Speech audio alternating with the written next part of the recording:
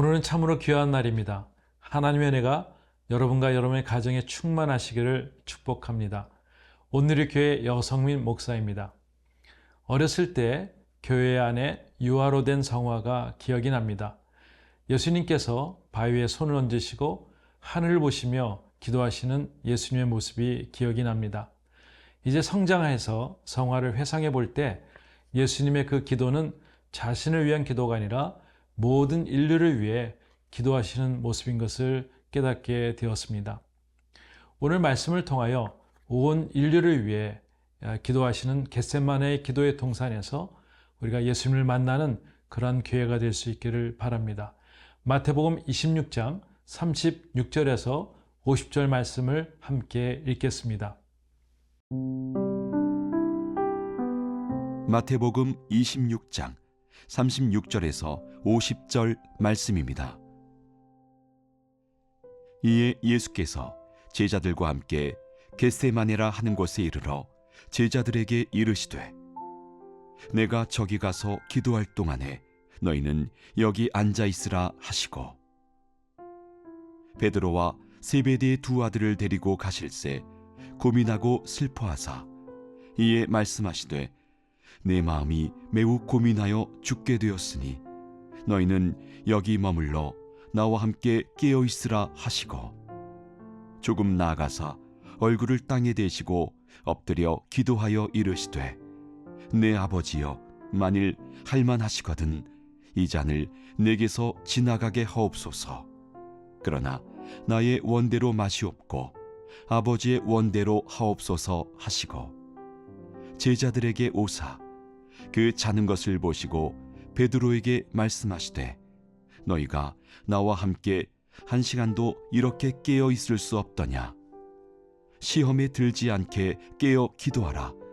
마음에는 원이로되 육신이 약하도다 하시고 다시 두 번째 나아가 기도하여 이르시되 내 아버지여 만일 내가 마시지 않고는 이 잔이 내게서 지나갈 수 없거든 아버지의 원대로 되기를 원하나이다 하시고 다시 오사 보신즉 그들이 자니 이는 그들의 눈이 피곤함일러라. 또 그들을 두시고 나아가 세 번째 같은 말씀으로 기도하신 후 이에 제자들에게 오사 이르시되 이제는 자고 쉬라. 보라 때가 가까이 왔으니 인자가 죄인의 손에 팔리느니라. 일어나라 함께 가자. 보라 나를 파는 자가 가까이 왔느니라.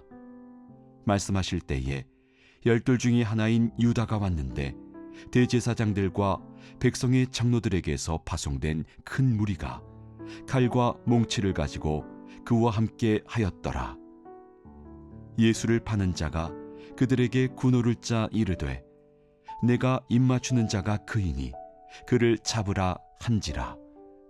곧 예수께 나와 랍비여 안녕하시옵니까 하고 입을 맞추니 예수께서 이르시되 친구여 내가 무엇을 하려고 왔는지 행하라 하신대 이에 그들이 나와 예수께 손을 대어 잡는지라. 네, 36절에서 이렇게 말씀하고 있습니다. 이 예수께서 제자들과 함께 겟세마네라고 하는 곳에 이르러 제자들에게 이르시되 내가 저기 가서 기도할 동안 너희는 여기 앉아 있으라 하시고 베드로와 세베대의 두 아들을 데리고 가실새 고민하고 슬퍼하사 이에 말씀하시되 내 마음이 매우 고민하여 죽게 되었으니 너희는 여기 머물러 나와 함께 깨어 있으라 하시고 조금 나아가사 얼굴을 땅에 대시고 엎드려 기도하여 이르시되 내 아버지여 만일 할만하시거든 이 잔을 지나가게 하옵소서. 그러나 나의 원대로 마시옵고 아버지 원대로 하시옵소서 하시고. 네. 겟세마네에서 주님의 제자들에게 말씀하셨습니다. 내가 기도할 동안 너희는 앉아 있으라고. 베드로, 야고보, 요한을 데리고 동산 위로 올라가십니다. 예수님께서 고민하시고 슬퍼하시며 제자들이 이렇게 말씀하십니다. 내 마음이 매우 고민하여 죽게 되었으니 너희는 여기 머물러 나와 함께 깨어 있으라고 말씀하셨습니다. 우리에게 가장 힘든 것은 다른 사람과의 싸움이 아니라 내부에 있는 나 자신과의 싸움이 참으로 어렵습니다. 때로는 나 자신 앞에 좌절하며 자신 앞에 절망하며 또 자신 앞에 패배하는 일들 때문에 내 마음이 무척이나 어렵습니다. 예수님은 자신이 십자가를 져야 하는 엄청난 현실 앞에서 자기 자신과의 싸움을 싸우셔야 했습니다. 아버지여, 십자가를 져야 합니까? 십자가를 지지 않고서는 다른 길이 없습니까? 하며 하나님께 질문을 합니다. 예수님은 완전한 하나님이시지만 완전한 인간으로 오셨기에 우리와 같은 감정이 똑같습니다. 무서운 고통과 무거운 짐인 십자가를 인류의 모든 죄를 무게를 담아 있는 그 십자가가 너무 무거워서 예수님께서 겟세마네 동산에서 절실하게 기도를 하고 계십니다. 오늘 40절 말씀에 이렇게 말씀하고 있습니다.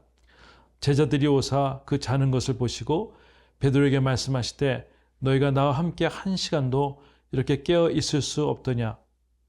시험에 들지 않게 깨어 기도하라. 마음에는 온이로되 육신이 약하도다 하시고. 예수님의 심각한 애통하는 기도와 다르게 제자들의 잠자는 모습은 참으로 대조적이 됩니다. 예수님의 기도는 전 인류를 위한 기도였습니다. 제자들에게 깨어서 기도하라는 것은 예수님을 위한 기도보다는 제자들 자신을 위해서 기도하라고 하는 것입니다. 누가복음 22장 40절에 저에게 이르시되 시험에 들지 않게 기도하라고도 말씀하십니다. 자고 있는 자들을 볼 때에 너무나 안쓰러워하시며 41절에 보면 너희가 시험에 들지 않게 깨어 기도하라. 마음에는 원이로되 육신이 약하도다. 참으로 측은한 마음으로 바라보시는 예수님의 모습입니다. 예수님은 십자가를 지시기에 이제는 제자들과 함께 할 시간이 전혀 없습니다. 이제 예수님이 계시지 않는 가운데 제자들이 어찌할 바를 모를 때 제자들을 보니 참으로 안쓰럽습니다. 팔레스타인 밖을 나가보지 못한 어부 출신들이었으며 조금 전까지만 해도 누가 더 높은 자인가 서로 자리다툼을 했던 제자들입니다. 이제 소명을 갖고 세상에 나아가야 하는 자들인데 그러하기에는 너무나 중요한 시점인 것이죠. 시험에 들지 않는 것이 너무나 중요합니다. 그러기에 예수님께서 깨어서 기도하라고 말씀하십니다. 우리가 각자 소명을 잊지 않으려면 깨어서 기도해야 합니다. 깨어 기도하지 못하고 시험에 들면 신앙을 잃어버리게 됩니다. 깨어있지 못하면 진정한 은혜의 깊이를 전혀 느끼지 못합니다. 하나님께서 말씀하시는 것을 듣지도 못합니다. 하나님이 인도하시는 길을 저희가 전혀 보지 못하고 헤매기도 합니다. 그래서 우리가 해야 할 일은 깨어서 기도하는 것입니다. 데살로니가 전서에는 항상 기뻐하라고 말씀하고 있고요. 쉬지 말고 기도하라고 말씀하고 있습니다. 현대 교회의 가장 큰 적은 성도로 하여금 기도하지 못하게 하는 것입니다. 개인에게도 기도가 없으면 시험에 듭니다. 또한 가정에도 기도가 없으면 가정에 시험이 찾아옵니다. 교회에도 기도가 없으면 교회에 시험이 찾아오게 되어 있습니다. 그리고 시험이 왔을 때 바로 서지 못하고 넘어지기 쉽습니다. 그렇기 때문에 예수님께서는 기도할 때를 잊지 말고 깨어서 기도하라고 말씀하십니다. 39절에 예수님의 기도의 내용이 너무나도 중요합니다. 내 아버지여 할만하시거든 이 잔을 내게서 지나가게 하옵소서. 그러나 나의 원대로 마옵시고 아버지 원대로 하옵소서. 우리 대부분의 기도는 나의 목적을 이루는 기도입니다. 예수님의 기도는 자기의 뜻과 목적이 아닌 아버지의 뜻이 이 땅에 이루어지기를 위한 기도입니다. 우리가 기도할 때 하나님의 뜻을 구하는 기도가 처음부터 이렇게 되기는 무척이나 어렵습니다. 그러나 기도의 시간이 쌓이고 또 하나님과 친밀감이 계속 쌓이면 우리의 기도가 바뀌어질 줄 믿습니다.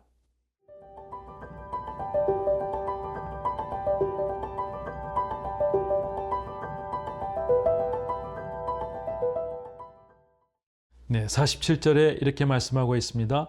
말씀하실 때에 12 중에 하나인 유다가 왔는데 대제사장들과 백성의 장로들에게서 파송된 큰 무리가 칼과 몽치를 가지고 그에게 함께 하였더라.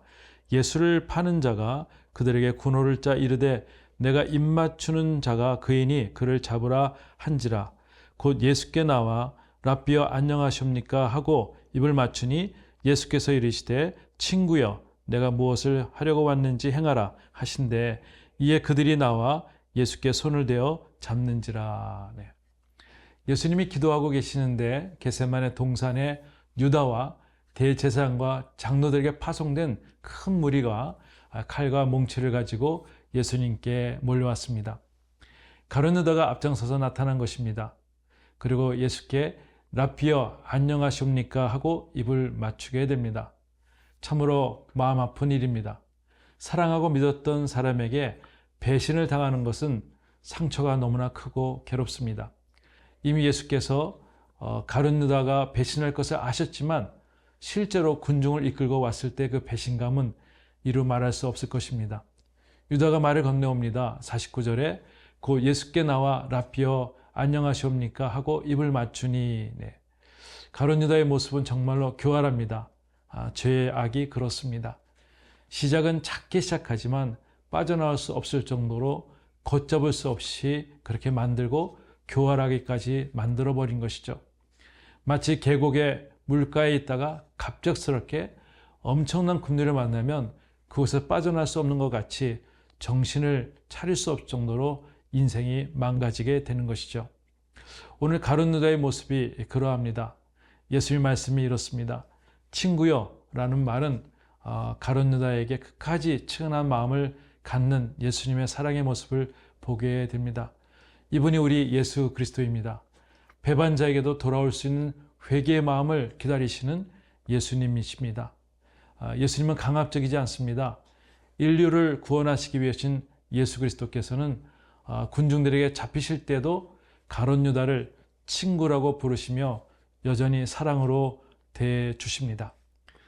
그래서 어느 찬송가 작사자는 이렇게 하나님의 은혜를 표현하고 있습니다. 그 크신 은혜를 하늘을 두루마리 삼고 바다를 먹물 삼아서 그 큰 은혜를 기록해도 다 기록할 수 없다고 고백하고 있습니다. 필립 얀시의 놀라운 하나님의 은혜라는 책에서는 은혜는 자격 없는 자에게 값없이 거저 온다라고 얘기하고 있습니다. 오늘 하루를 보내시면서 2000년 전에 유대 땅에서 기도하시고 잡히신 사건을 우리 잠시라도 묵상하는 일이 있으면 좋겠습니다. 그 일이 나를 사랑하는 일이었음을 우리가 고백할 때에 저와 여러분들의 삶에 큰 은혜가 있을 줄 믿습니다.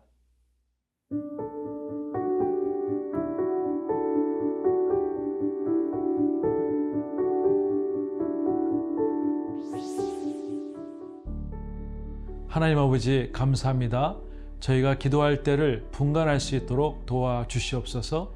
주님의 기도를 배우게 하시고 하나님의 뜻이 이 땅에 이루어질 수 있도록 가정과 기업과 일터를 축복하여 주시옵소서. 예수님의 이름으로 기도합니다. 아멘.